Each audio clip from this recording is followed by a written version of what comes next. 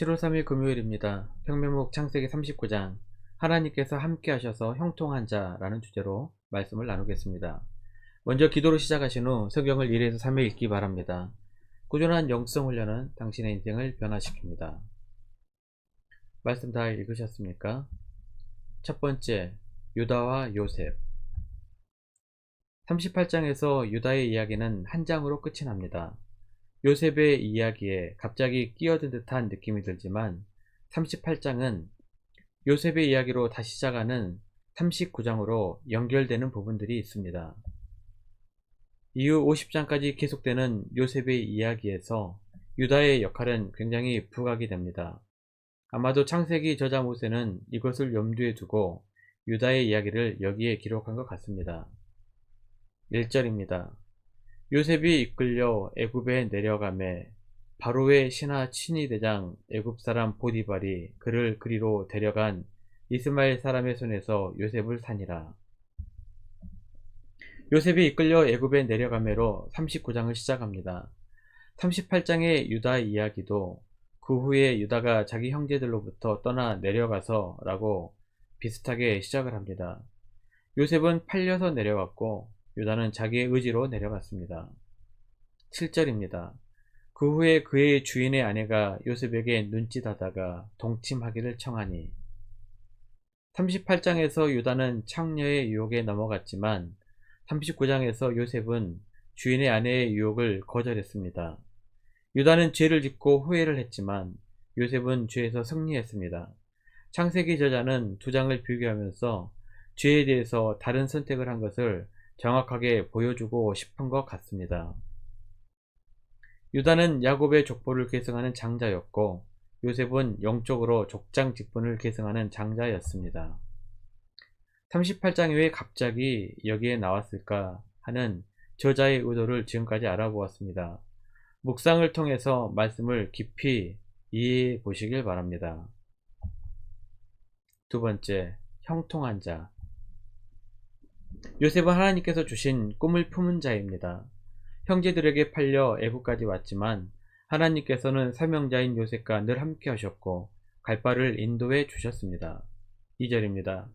여호와께서 요셉과 함께 하심으로 그가 형통한 자가 되어 그의 주인 애굽 사람의 집에 있으니. 그가 형통한 자가 되어라는 말씀을 곰곰이 묵상해 보았습니다. 요셉은 아직 노예였습니다. 노예 신분에서 벗어난 것도 아닌데 왜 형통한 자라고 했을까요? 이것은 중요한 질문입니다. 하나님께서 형통하게 하시면 앞길에 방해가 없고 하는 일마다 좋은 결과가 있는 것으로 우리는 생각합니다. 하지만 하나님께서 함께 하신다는 확신이 있어도 가정의 문제는 그대로 있고 더 나아진 상황도 아닙니다. 요셉의 상황도 그렇습니다. 아직도 그대로 노예입니다. 그런데 왜 형통한 자가 되었다고 말씀하신 것일까요? 지금 당장 눈에 보이기에는 아무런 변화가 없는 것 같지만 하나님의 시각에서 보면 하나님의 계획 아래 단계를 밟고 있는 것이 복입니다. 비록 힘들어도 그 단계를 거쳐 하나님께서 예비하신 복을 누리게 되는 것입니다. 형통이란 나의 지금의 상황이 아니라 하나님께서 늘 함께 하시는 것, 이것이 바로 형통이고 복입니다. 요셉의 상황은 노예였으나 하나님께서 형통하게 하셨습니다. 그래서 노예의 삶 중에서도 돋보이게 하셔서 보디발의 집에서 가정의 모든 것을 관리하는 가정 총무가 되었습니다. 요셉이 관리하는 것마다 여호와의 복이 임했습니다. 처음에는 잘 보이지 않았지만 시간이 지나자 형통하게 되었습니다. 5절입니다. 그가 요셉에게 자기의 집과 그의 모든 소유물을 주관하게 한 때부터 여호와께서 요셉을 위하여 그 애굽 사람의 집에 복을 내리심으로 여호와의 복이 그의 집과 밭에 있는 모든 소유에 미친지라. 오늘 말씀을 묵상하는 교우들도 하나님께서 함께 하셔서 여러분의 길을 형통하게 하실 것입니다. 여러분이 속해 있는 곳이 여호와의 복으로 가득하시기를 바랍니다.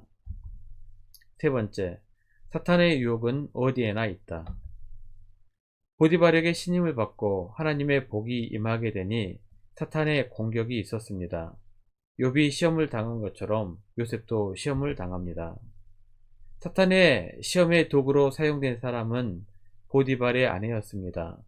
주인이 없을 때마다 요셉을 유혹합니다. 하지만 요셉은 그 유혹을 뿌리칩니다. 사탄의 유혹은 어디에나 존재하기에 피할 수가 없습니다. 하지만 죄에서 도망칠 수는 있습니다.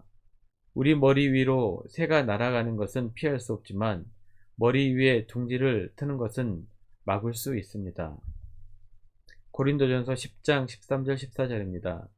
사람이 감당할 시험 밖에는 너희가 당한 것이 없나니 오직 하나님은 미쁘사 너희가 감당하지 못할 시험 당함을 허락하지 아니하시고 시험 당할 즈음에 또한 피할 길을 내사 너희로 능히 감당하게 하시느니라.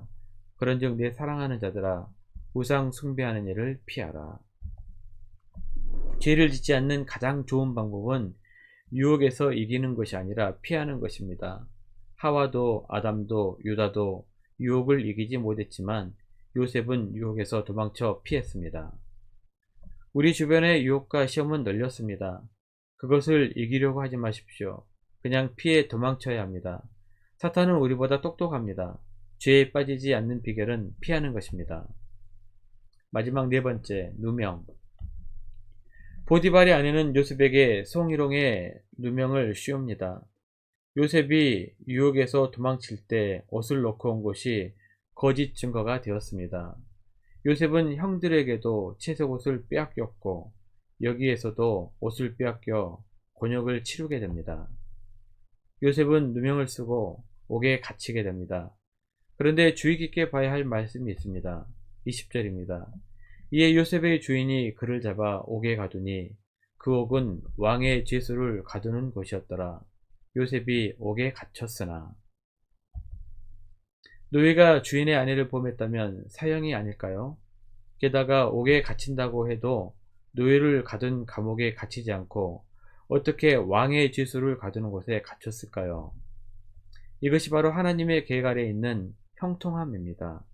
보디발은 요셉이 그럴 사람이 아니라는 것을 생각했던 것 같습니다. 3절입니다. 그의 주인이 여호와께서 그와 함께 하심을 보며 또 여호와께서 그의 범사에 형통하게 하심을 보았더라. 보디발은 요셉이 하나님께서 함께 하심을 보았고 범사에 형통하게 하심도 보았습니다. 그래서 요셉을 믿고 보호해 준 것입니다. 하나님께서 함께하는 자의 복입니다. 감옥에서도 하나님께서 요셉과 함께 하셨고 억울함도 덜어주셨습니다. 21절입니다. 여호와께서 요셉과 함께 하시고 그에게 인자를 더하사 간수장에게 은혜를 받게 하시매. 보디발처럼 간수장도 요셉에게 감옥의 모든 일을 맡겼습니다. 후일 바로도 요셉에게 국무총리로 애굽의 모든 일을 맡기게 됩니다. 하나님께서 요셉을 형통하게 하신 것입니다.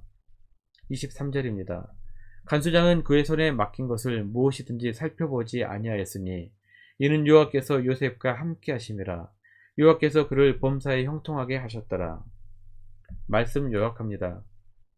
첫 번째, 하나님께서는 사명자들과 함께 하시고 형통하게 하십니다. 두 번째, 사탄의 유혹은 어디에나 있습니다. 무조건 죄에서 피해서 도망치시길 바랍니다.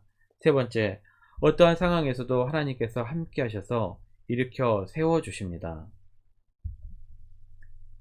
1년 성경 일독 주간 계획입니다. 오늘은 금요일 시편 126편부터 128편까지 말씀을 천천히 묵상하시길 바랍니다. 토요일 주일도 주간 계획표에 따라서 읽기 바랍니다. 7월 중보 기도 제목 보시면서 기도의 시간을 충분하게 확보하시기를 바랍니다. 가정에서 기도하시기 힘드신 분들은 주중 기도의 시간을 이용하시면 됩니다. 새벽 6시부터 밤 10시까지 여러분 편하신 시간에 나오셔서 기도하십시오. 하루 30분씩 최선을 다하시길 바랍니다. 그러면 여러분의 삶이 변화될 것입니다. 영상을 다 보신 분들은 확인 문자를 보내시거나 유튜브에 댓글로 달아주시면 정기적인 영성훈련에 도움이 될 것입니다. 오늘 하루도 승리하시기를 기도합니다.